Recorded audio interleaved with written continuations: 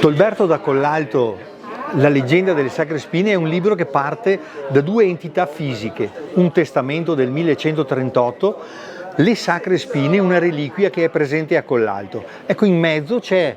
la vicenda, la storia del conte Alberto, che nel romanzo chiamiamo Tolberto, che parte da Venezia, affronta la crociata, combatte i cosiddetti infedeli e poi ritorna. È un viaggio avventuroso, pieno di colpi di scena che riserverà non poche sorprese al lettore che vorrà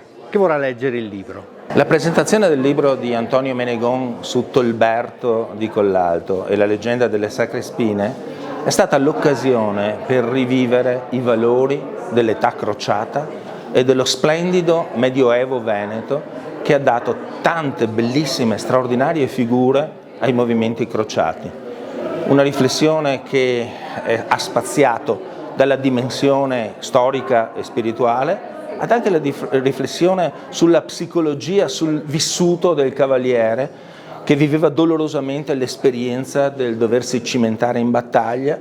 e talvolta arrecare anche la morte ad altri in modalità non formalmente cristiana, ma ben chiarita da San Bernardo di Chiaravalle nel suo senso, allorquando parla di Militia Christi, allorquando parla di lode dei nuovi cavalieri che vanno a liberare la Terra Santa nell'età crociata.